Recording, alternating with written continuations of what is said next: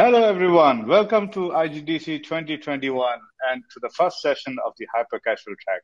I'm your host today. My name is Balaji. I'm the head of publishing at Sunday, a fast-growing hyper casual adult publisher. Before we start, I would like to thank our sponsors for this session. We would like our presenting sponsor, Unreal Engine, our gold sponsors, MPL, AWS, Glance, and Jungly, legacy silver sponsors, GameShin, Lakshya, and JustGnome, bronze sponsors, Quali and Gameon, hyper casual track sponsor, Sunday, and IP Connect sponsor, Succeed Innovation Fund. So yeah, grateful to all the sponsors for supporting us to have this lovely event. So just to start off the track, we all have ideas about hyper casual game, right? It's snackable content, it's single mechanic, short session times, monetized primarily by ads revenue. This category also has been an enigma to a lot of people around the world, raising many questions such as like, is the gold rush over, right? Are we too late to the party? And more importantly, is it a sustainable business? I would like to take the liberty to speak this on behalf of the hyper casual community. Yes, the market is highly competitive due to the sheer volume of games. The games have become more complex due to evolving game player demands, but there is a method to this madness. With this, I would like to kick off the first session of the hyper casual track with my talented colleague, Andre Noller, who's the game lead at Sunday, maker of Cat Escape, one of the most profitable hyper casual games that is in the market. It's still growing. And Andre today will speak about his experience on the first step of making your hyper casual hit game, ideation. So here I give the floor to Andre to talk about his session, hyper casual ideation techniques and 3 simple steps for killer game ideas. Before I go, please don't forget that if you have any questions for the session, please type it on the Q&A tab on your right. And also we will share a feedback form in the handouts for you to read the session later. Thanks, Andre. The floor is yours. Thank you very much, Balaji. I just need to quickly share my screen with the presentation. I hope it looks all right. So thank you very much for the nice introduction. As mentioned, the title of this talk is Hyper Casual Ideation Techniques, 3 simple steps to killer game ideas. So let's jump right in. First of all, I just want to quickly give you an overview of the structure of this talk so that you roughly know what we are going to talk about in the next 30 or so minutes. So first of all, I want to make sure that I want to show you a way how you can ideate, right? And not the way, because there are countless ways, but this specific way of ideating just proved to be useful for me. So I just want to share it with you today and hope that it also inspires you maybe a little bit. So first of all, in the first few slides, I quickly try to outline the thinking behind this approach. I do this by just raising some problems that I encountered while ideating in the hyper casual business. And also, I want to just quickly outline how the solution looks like. And after I'm done with this, we will, of course, explain the steps of this solution a bit more in detail, give some examples and some practical ways how you can do it. All right. The first problem is where to focus, right? Because when you search for game ideas, everything is possible, right? And this can also sometimes be too many possibilities that can cause a phenomenon called analysis paralysis, because you have so many options. You can look at social media. You can look at Netflix, movies. You can look at the app stores. You can look at Steam. You can look at console games. You can use market intelligence tools. And sometimes it left you feel a little bit like this guy here, right? So you don't know really where to start.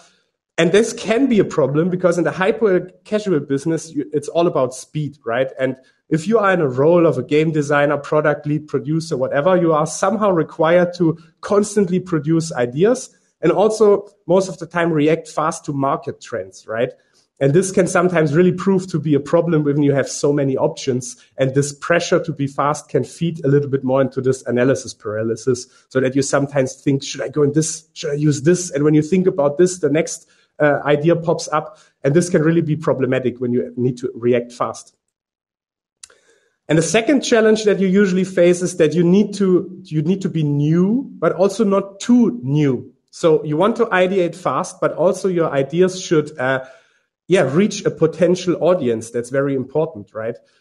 So you want to use trends and somehow proven mechanics because these mechanics somehow, because it were hit games before, right? have been accepted by your audience, so they know it. And still, the challenge is that you still need to offer something new, because if you just clone an idea or copy a game, then this can also be a problem. So there's also this tension, right? You shouldn't totally randomly ideate. You should connect your ideas to your audience, but at the same time, don't do the exact same thing. And why this can be problematic can be explained with this graph here. I got it from a book called The Creative Curve, which I highly recommend you read it.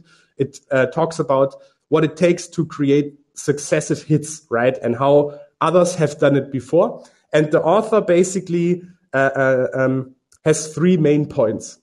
If something is too new, then people fear it, right? This is like the x-axis here, the familiarity, and on the y-axis, the preference. So if they are not familiar with something, they don't really prefer it. They don't like it, right? Maybe they're confused by it, and it's like this, no, I don't think that's for me, right? But at the same time, if we are exposed to a certain game, in our case, over and over again, a certain theme, a certain mechanic, then also people need some novelty to get interested again and prefer it, right? Because if you just clone games in the exact same way, people use the interest, and that's then also problematic, right? So let's quickly summarize these problems. Problem 1, where to focus. You have too many options where you can start to ideate, which can cause analysis paralysis, but you are supposed to constantly produce new ideas. When you constantly produce new ideas, you have to make sure that you have something fresh, but also not something that's totally away from your audience. So don't ideate randomly. And your idea needs to feel familiar, but also should break this familiarity in novel ways. So that's quite some tension, right? And these are the main problems that I encountered. And I found this solution that I will now quickly outline on a high level. It consists of 3 steps. The first step is you commit, right? And this commitment tackles the problem of where to focus. The second step is the pre-ideation. This tackles the problem that you need to be new, but not too new. And in the third step, we actually start ideating. So we have a little bit of work to do before we actually jump into the ideation right away. And the whole goal of this approach is bring some structure into the chaos of ideation to also make it more approachable, to make it more fun for you, and that you don't burn out while doing so. So we break these complex problems down and tackle them step by step. So in the commitment phase, it means before you start, you should know what you want to make, right? And ideally, because we want to not be too far away from our audience, you pick a promising market opportunity to meet an audience demand, right? That has proven that the audience likes this. So that's a good way that we commit to these chances in the market. And then we jump into the next step of the pre-ideation. This means before we ideate, we collect some inspiration. We research best practices in the market. We try to understand why it worked for the audience. And this also allows us to tackle the second problem, that we take these things and break them a little bit and define new ways in which we can then finally ideate and work with these inspirations, right? And then we can, of course, use different creativity techniques to produce lots of ideas fast. All right. So much for the outline of this talk. Let's now jump a little bit more into each step in detail.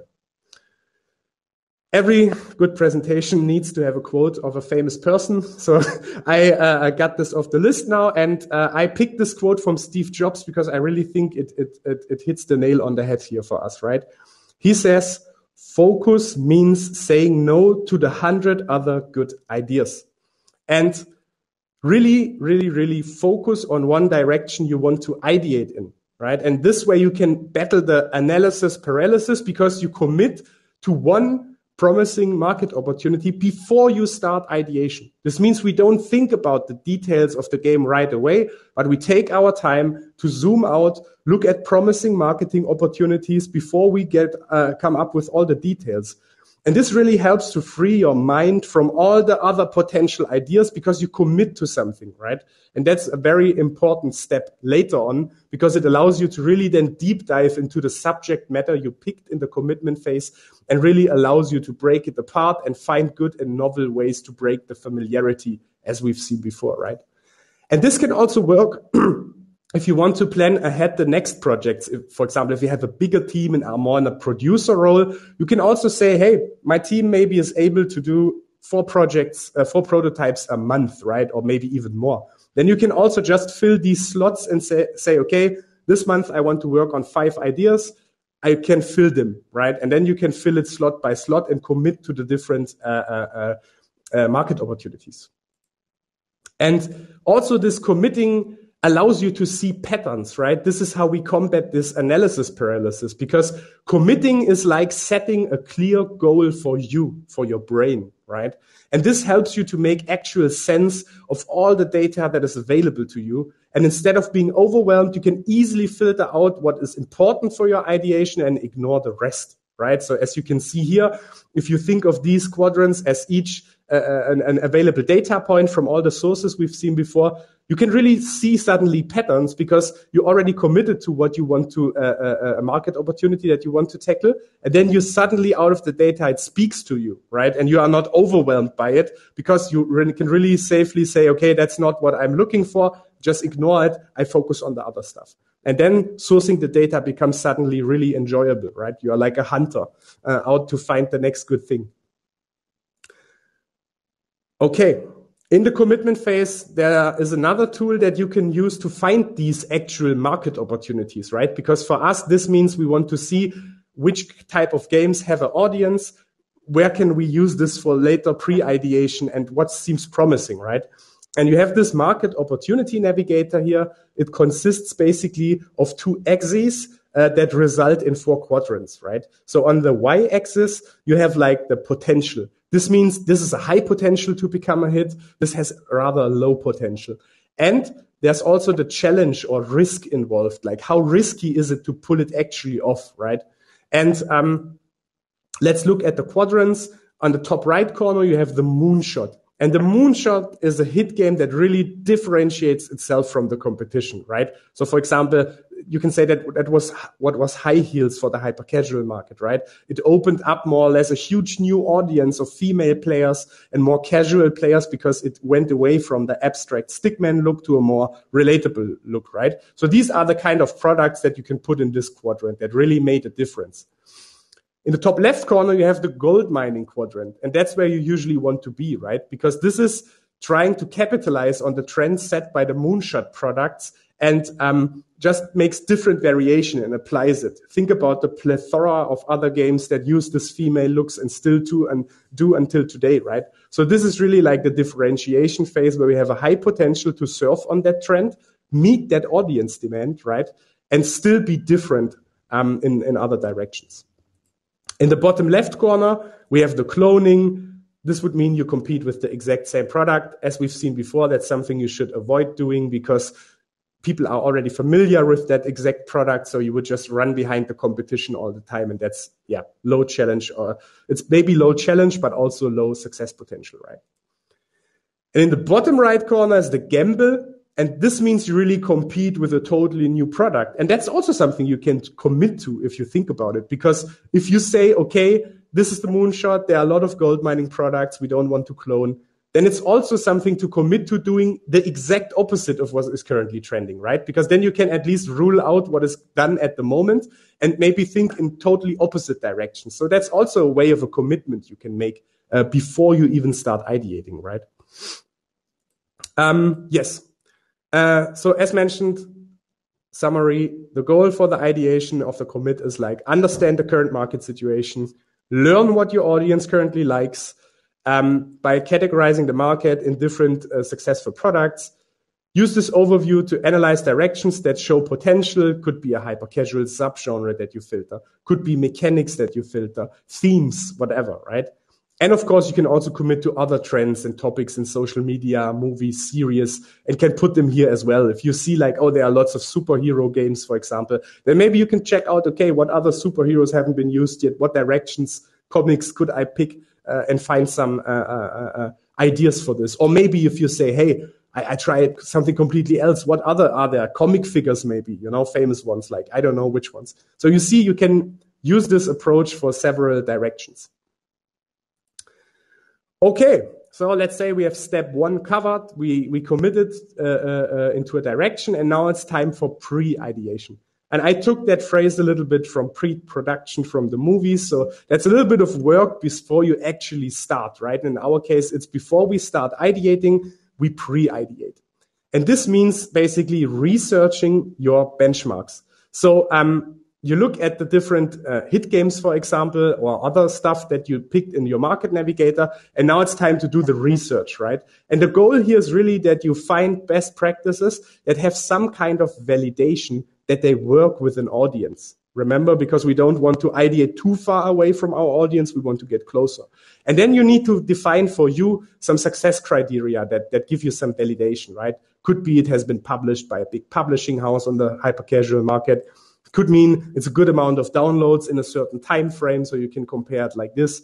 You can check the chart appearances. And of course, as mentioned, you can also look at with the most successful movies of a year. It doesn't have to be games only, right? But the idea is, as mentioned, collect the one inspiring products that are somehow validated that they could reach an audience, right? And in the second step of pre-ideation, you then start to analyze these benchmarks, like you break them down in some key elements, right? So for example, key elements could be themes, mechanics, game dynamics, subgenres. And then you just break these games or products down into certain key elements, right? And this is then important for our next step, the actual ideation. So after we committed, after we researched best practices, it's now time for us to ideate and really break that familiarity in novel ways, if you remember this creative curve from the beginning, right? So before I go into the details, I want to introduce a concept to you that is important for like knowing why it's also very important to ideate in different directions, right? We talked about it. It's important that you are not over familiarizing because then the audience is not engaged, but there's also like a more business perspective why this can be interesting. So the concept of red and blue ocean works like this. In a red ocean, you compete in an already existing market with the exact same product. So let's take consoles, for example, right? So you have the PlayStation, you have the Xbox, and they are basically the same products that compete on a very bloody level. That's why it's the red ocean. At least that's how I explain it to myself. And they compete or try to capture more of an existing market demand. They have the same type of games. They need to acquire lots of AAA studios. They have to spend a huge amount of marketing, So this is really a hardcore competition for the same audience, right? And as opposed to this is the blue ocean concept. This means you create kind of your own market. So let's stay in our console example. Let's say this is Nintendo with the Switch, right? So yes, it's still a console, but it's not directly competing for the AAA games like the Xbox and PlayStation does. And because of this, Nintendo makes the competition kind of irrelevant because they are like creating a new demand, right? With this portable consoles. So this is a very smart way to differentiate yourself also from the competition, right? And for our ideation, this means we want to still profit from market trends when ideating because we want to have the validated audience demand, right? But we don't want to drown in the red ocean. And how we do this is by differentiation from we differentiate our idea enough to stand out and create like our own market niche. And in our case, a market is not the hyper-casual market as a whole, but you can see more or less like the subgenres in hyper-casual, right? Puzzle, ASMR games, simulation games, narrative games, runners. So you can see these kind of subgenres of hyper-casual as a market, right? Okay, cool. So let's say we took our key element analysis from step 2.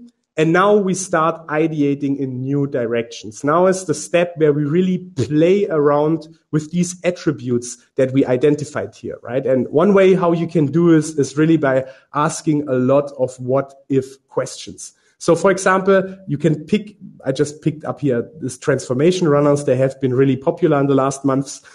And then you can just start playing around and saying, hey, what if we change the game dynamic and make a race out of this, right? Because usually you play as a solo character. So let's imagine we make a race out of this. What if there is not only one character collecting resources and transforming, but maybe 3 or 4? Could you interact with the other characters and knock them out, right? Could you just when you transform, get an advantage over your competition, right? So what dynamics could emerge? How could a game like this look and feel like? And it would then break this familiarity, what every user expects, but makes a race out of it. Or you could, if you analyze for mechanics, say, what would make a good puzzle game with this core mechanic? How could it look like? What puzzles would you solve, right? And you could ask other stuff like, how is it as multiplayer and so on and so forth. But I think you get the idea, right? And it's really important that you play around with this. You could change the theme. Like some did it and went from pop culture to more mythical stuff like heaven and hell. Like what actions could you derive from it, right? What would differentiate it? And because you have from this previous step already validated games and you break apart from what they do, you can easily and playfully explore new directions and still build on something that has an audience, right? And you're not ideating random as we saw in the beginning. So let's look at a more concrete example from Sunday. So we also, of course, work with this approach. And as you can see, one game that we found is a Tape Thrower. I categorized it in the subgenre auto first-person games. This means it looks like it's first person, but the character walks automatically from game situations to game situation, and then you just interact and it continues the progression, right? So the theme of the game, as you can see, is more abstract. You are in the sea and you have white walls. It's also not resembling something in specific. And also the game dynamic is actual combat, right? You have the evil guys. Sometimes they approach you. You have to tape them to win the battle, right? So, as mentioned, we saw that's the moonshot for this kind of mechanic. We didn't see games with that mechanic. And so we asked ourselves, what if we take this core mechanic and make a puzzle game out of it, right? How could this game look like? And the answer to this question is our latest release called Tape Puzzle. As you can see, we changed the subgenre of this game. So it's not an auto first-person runner game, but it's more puzzle, narrative background. You have different situations that are themed with pop culture or everyday life. And the game dynamic is different, right? You cannot lose. There's no combat. And you have to solve situations with tape in funny and unexpected ways, right? And just this example can show how you can take something that is really proven to have an audience that's interesting, and then you really twist it radically and change it in a new direction and have a product that is really unlike the other, and still you play around with it, right? Okay. I also want to show you some good books that also helped me with all this stuff, because of course I didn't invent this out of thin air. So I had lots of cool inspirations. So yeah, let's start on the left side here. This book called Zigzag. It's really a good book because it has lots of creativity techniques, and it really helps you to find a starting point. Because it has so many techniques, I guarantee you one will work for you right away. The next book is called Creative Thinkers Exercise Book. And this book is really, really good to get into practical ideation, because it has really funny techniques and helps you get started. Because creativity in the end is something that can be learned, right? You don't need to be to have that talent or gift. That's all not true. You can really learn this. And this book really helps you to get your hands dirty into creativity. And also an interesting aspect is that it shows how important it is to find connections between ideas. And this is also what these exercises train you right in. The next book is called Developing Creative Thinking Skills, an Introduction for Learners. This book is really interesting because it shows why it is important to generate lots of ideas and not pick the first best idea, because picking the first best idea is how our brain normally works. And this book shows you how important it is to keep going and generate lots of ideas before you decide for one, right? And last but not least, the book called The Runaway Species. It's also very interesting. It's written by a neuroscientist and a composer. It's a deep dive into the cognitive processes of creativity, like what happens under the hood of our brain, so to say. And it shows 3 general ways how brains usually create new ideas. And that's also very interesting, and inspiring if you want to get a bit more deep into the subject of creativity. So, time for the summary. Let me take a quick sip of my water, please.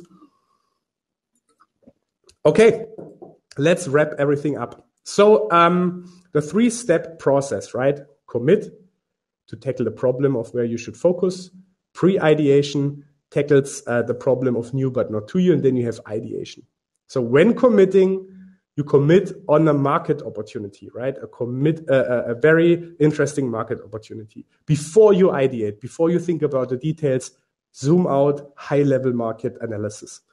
In the pre-ideation, you search for inspiring, proven to have an audience references by some specific metrics that you specify for yourself, what proven to have an audience means, right? And then you start to decide where you want to differentiate. You analyze your subject matter, and then you really think, how can I do something different? How can I twist it? How can I take that familiar thing that has an audience and surprise the audience with something new, right? Without being too new. And then you generate lots of ideas in the actual ideation phase. Pick an idea that really excites you. Don't take the first idea, because if you don't love your idea and are excited about making this game, how should your audience feel excited by it, right? Then you work on it. And of course, then you publish your next hit game with Sunday. All right. Thank you very much for listening. I hope one or the other thing was interesting and inspiring for you. And I think, we should have now time to answer some questions, which I would really love to do. Thank you very much. Thanks, Andre. And thanks for the wonderful shares and insights. We'll jump right into the Q&A by looking into the Q&A section. Okay, we pick one. There's a question about tape puzzle. How do you decide a game dynamic when looking at the tape game? What led you to choose a puzzle game dynamic? Sorry if this was addressed. Yeah, sure. As mentioned, like this game dynamics, it's more a typical game design phrase. So you can Google it, you find different game dynamics. And it's just, interesting. It's like just saying, okay, a puzzle game doesn't exist yet. There hasn't been a puzzle game in the market. Could we make a game out of this? Because to me, that was just inspiring. It sounded weird, a game with tape, but I remembered all the cool videos on YouTube for this flex tape stuff. So I thought it's fun, how could you make that game? And then really, I recommend asking what if questions, because at least for me, when I ask what if we made a puzzle game out of tape, and suddenly my brain, like in auto mode, spits out potential ideas, and I just more like a curator of what my brain spits out. And I can just, pick the pieces that look promising, write them down, play around with the idea a little bit. And if I'm satisfied and I'm excited about it, I write that idea down, still continue to ideate, twist other stuff. And then, at the end, I just picked that one because I had a very clear vision. It's important that you then see, okay, I have a clear idea how this gameplay could work. I'm excited about it. And then I just go for it, because sure, there's always a risk involved. But this is why in hypercasual, you really test these ideas fast on a vertical slice and test the marketability of your idea if there's an audience for it, right? So I hope that answered the question a little bit. Thanks, Andre. There's one interesting question also this we face from a lot of developers, because a lot of developers start on hyper casual whether as a solo dev or like really 2 people team, right? So this question from that context, is creativity a skill or a born talent? I'm good at programming, but suck at generating unique game ideas. No one sucks, trust me. Any suggestion? What I read in all the books, and I can just repeat what I read there, creativity is not a talent, right? It's something that you can learn. It's not like a gift that has been sent to you by some holy force, right? It's really a skill that you can learn, like programming, everything else. highly recommend the book Creative Curve because it also tackles that myth that creativity is something that is sent to you. So yeah, it's definitely something that you can learn. This is why, for example, I recommended this book, the Creative Thinkers Exercise book, because it shows you some way to start and learn creativity. But of course, depends on how much you exercise, right? And if someone exercises more, they are more skilled yet, but it doesn't mean that you can never catch up, right? Sure, talent is also involved a little bit, but it's just a very tiny percentage. There's even this quote with 1% talent and the rest is 90% sweat or something. Sorry, I didn't know the phrase, but yeah, you can definitely learn creativity. I'm convinced by it. Nice. And I think you answered this question already. What is that one book you would prefer from your many suggestions? It's probably the last one that you mentioned, right? Can you repeat the name of the book? Or I like this question. I also like someone to pick up one choice, cut down my research. So what would that be? It really depends from what perspective you view on it. If you want to have that high level knowledge about creativity, that's maybe too abstract. I recommend the last book from my slides, The Runaway Species. But if you want to really get your hands dirty on creativity, I would actually recommend the Creative Thinkers Exercise book because it's very simple, it's practical, it's very fun to use, and I would recommend this one. That's it. I recommend it. The Creative Thinkers Exercise book. Awesome. This is probably also a relevant question for you, and probably you use a lot of tools and give some clear answers. So how do you research on a game and its popularity? Is there any tools or apps that you can use? And I would say, is there anything free that you can use? I'll just add to it. Of course, nothing in life is free, right? But there are some tools like, first and foremost is the top charts, but that's also everyone looks at it, right? So, you also handle it with care and not just copy what's already in the charts because these games have already been tested for a long time. But there are some tools, for example, AppMagic that you can use for free. Just make an account. And what you can do there is look into the charts retrospectively. You don't see the download numbers for free. Of course, they also have to offer some services to earn some money. So fair point. But you can look at the charts retrospectively, for example. And this is also inspiring because you can then look, hey, what worked in the last months, and also use this, okay, if this game has been in the top charts for May, June, July, August, there must be something to that game, right? And you can collect some ideas from this too. But check out the different tools. There are lots of them, App Annie, AppMagic, Sensor Tower, Apptopia. There are lots of tools that maybe even offer a better free tier. I don't know. But yeah, that's also where you need to get creative sometimes to find your inspiration. I mean, in social media, it's easy, right? Social media has view counts, likes, shares. They publicly show these validation criteria. For everything else, you need to get creative. This is also an interesting question. Is it art or mechanics which plays more important part in hyper casual? I guess both, but let me add one more context to this. When hyper casual started out, you could use stickman figures. You could use ready Unity assets. So probably that is still relevant. So obviously, this question has to be in context with which stage of the game are you in, right? So could you throw some light on this? Yes. So as Balaji mentioned, the market changed. Yes, if you look at the beginning of hyper casual in 2018, it was even just abstract shapes, right? Then it transformed slowly to stickman. As mentioned, high heels raised the bar a little bit, more realistic character, more fidelity.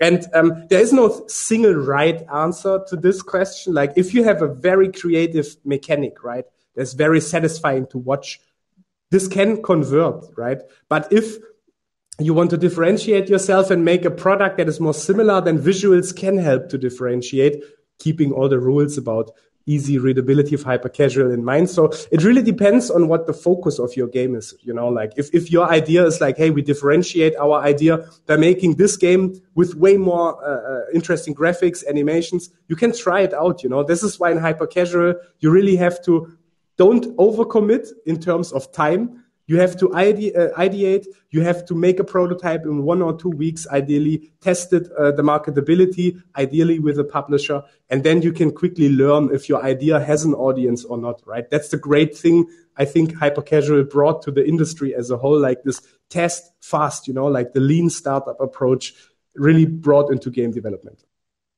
Thanks again, Andre. We have time for a few more questions, so I'll just pick some more again. It's very easy to lose focus while ideating a hyper casual game. Yes, trust me. Before you know, it will become a complicated game which cannot really be hyper casual anymore. Happens a lot of times. Do you have a point where you draw the line? And my additional question to this one would be like, do you think something like a time blocking would work when it comes to like when you go into the rabbit hole of ideations? Yes. So to answer your last question first, I think yes, especially in a professional capacity, it makes sense to really commit some time because it gives a little bit of structure again, like a clear goal, right? Like you shouldn't stress yourself too much, but deadlines, even self-imposed ones, can really help you get your brain into gears because sometimes our brains cannot differentiate if this is like real or just self-imposed. So yes, definitely. And this also, like the first question about like the game gets too complicated. If you think it is too complicated, then it might actually be true, right? So I would recommend in that case, if you want to get into the hyper casual market, the games are free. There are many. Play them, get a feeling for the scope of these games and what makes them work, right? And then compare your own idea to this. And as mentioned, if you think it's too complex, then it might. Nice questions, guys. Keep them coming. We have a few more minutes. This question also is a little bit in context to the previous one. If I have to prototype a game, what's the right time duration within which I would complete the project? I guess, probably you can share some general timelines from your experience onto like, ideation, prototypes, product and stuff to give some clarity on this. Yeah. So,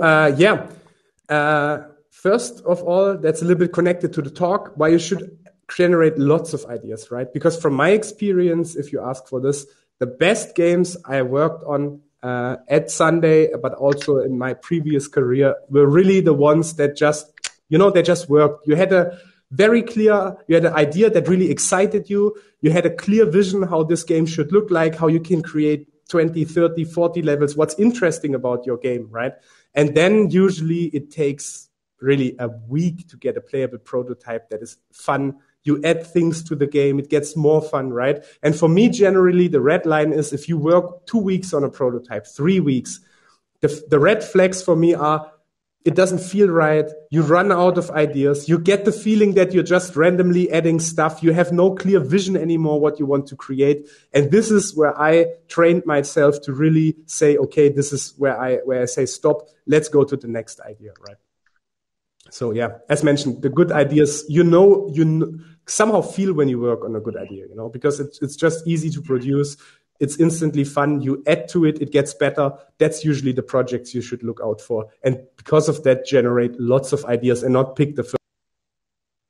Cool. If I may add my own question, I like the rule of threes. Sometimes it's really easy to concise things in 3 bullet points.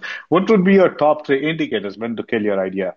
Indicator 1 is you have no clear vision about your game. You feel that you're just randomly adding mechanics or features from other games without thinking how they affect your gameplay. That's the first red flag. The second one, you iterate the game for a very long time and it's just not interesting and engaging to play. That's also a clear sign that you should stop. And what's the third clear red flag? I think I have actually just 2. I'm sorry, Balaji, but that's great. You have only 2 things to consider. That's amazing, right? Awesome. This is an interesting question. What do you feel about games like Dentist Bling? I don't know if you know the game. I'm assuming it's to do with like some kind of a cosmetic teeth thingy. Yeah. Definitely the game was quite successful, I guess. If I remember the correct one, maybe it's mistaken because I have quite some dentist games. But if this game works and it has an audience, I'm always curious to find out what made this game work, because that's a great thing I love about hyper casual, that you have such diverse games, such weird games that work sometimes where maybe you personally think like, I would have never thought this kind of game works, but this gets me really triggered to understand what the audience likes about this game, And so yeah, I think if this game, as mentioned, has success criteria and proof that this game is interesting, I always deep dive on it and learn new patterns of entertainment for players that can really make it a potential idea starting point, right, for the pre-ideation or commitment phase. Yeah, exactly. It just shows that there's a demand. I try to understand it and ideate around it. Awesome. This is also an interesting question. How much life, or what's the lifetime of a hyper casual games? That's something very interesting. Like as Balaji mentioned, we find it, yeah. In Cat Escape is really going super strong. Like usually, exceptions prove the rule maybe, but usually hyper casual games have a low lifetime, like few months maybe where you can really be successful. But there are more and more exceptions coming, and that's also the thing about life in general, right? It's constantly evolving. So yes, in the beginning, hyper casual games were designed really simple. That was like the best practice.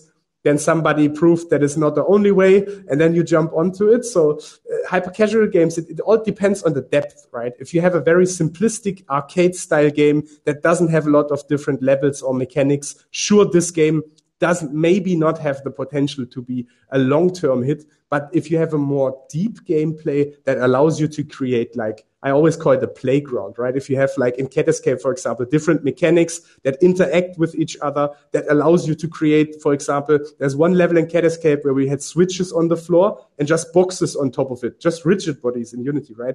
But this suddenly created a playground like, push the boxes away, search for something. The next time we had guards running automatically on a path, like chasing you down a floor. That's a totally different dynamic, right? And if you have a game that has this potential to have this playground ability, and you can create lots of interesting variations and levels, sure, this game can provide really good numbers and good retention numbers. And this game is highly profitable, right? And super interesting for players. But it's a hard thing to do and find, but it's not impossible. 3 more minutes, folks, and a lot of questions are coming. This is amazing. Thank you all for asking all these questions, and thank you, Andre, for your energy in answering them. No problem.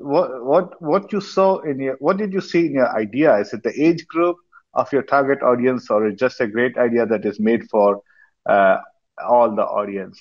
I don't know how you would answer that. That's an interesting question. I'm not sure if I got it right. If this is related to it's about it's about, I think, in general, to a hyper casual game, what's the thumb up rule? Do you go by the age group, or you don't consider the age group of your target audience at all? Yeah, as mentioned, like I really looking at the market more systematically helps you. Like especially as mentioned with market intelligence tools, go back in time, look at 2020, what worked there, and then if you look at the data. You start to see patterns, right? You can see maybe some themes have been part of hit games more often, like still these stickman characters, faceless characters that have human proportions. They seem to go well, right? You see maybe that more hardcore themed games that look more like first person Call of Duty shooters. Maybe if you look at the total download numbers, yes, these games were kind of hits, but if you look at the lifetime values for like 6, 7, 8 months, you see that these games sometimes not scale that good. And if you look at games like, for example, stuff like Join Clash that has like hundreds of millions of downloads, right? Or like Aqua Park, these bigger games, you see like patterns, like usually they are not that violent, they are more playable by people that, many people despise shooters and violence, So that's usually when I try to ideate on hyper casual, I try to not go too niche, like, yes, there are series like Witcher that work. You can try it out, but then it would be good to somehow reference this without violating copyrights, of course. But you know what I mean, like staying close to something that has been proven. And you can also, on the other hand, look at the mass market, right? Stuff that works in series that are insanely popular. You can also learn from these themes and get a feeling for it. Like it's half validation, half gut feeling, but that's how I usually think about this. Awesome. This is from many many people in the audience. Can we access the slides used? This was super helpful. From the organizers' side, I can say that this will be all shared on YouTube in a while. You can definitely watch this after the conference. And then I think time for last question for the last minute. This is, let me pick one. Can building, crafting, and upgrading base games consider that hyper casual? Go for it, Andre. As you saw, like for example, Lumbercraft had good download numbers. It more or less also spawned a new hyper casual subgenre called Arcade Idle. I don't like that title because it's a bit misleading because these games are not really idle, but these games are all built around that crafting loop, right? So they take some inspiration from idle games, but you control a character. I guess that's where the arcade part comes from. And again, it showed that there is a market for it because you see more and more games coming, popular games with lots of downloads. So I would definitely say it works, but these games are very, very dangerous to becoming too complex, right? So I would really take the best out of these games, play the references, understand, key element analysis, like how deep do they go? What elements can I upgrade? How do they create variations when you compare these reference games to each other, and just get a feeling for how deep this game should work. But of course, this can be interesting and engaging for sure. The market has proven it already. Awesome. Thank you so much, Andre, and thank you folks for listening and all the amazing questions. Like Andre mentioned, if you want to reach out to him, feel free to reach out on LinkedIn, and we will also make sure to publish this talk after the conference. Thank you, and please don't forget to rate the session from the handouts tab, and also the next talk is coming up in 15 minutes. See you later. Bye. Bye-bye.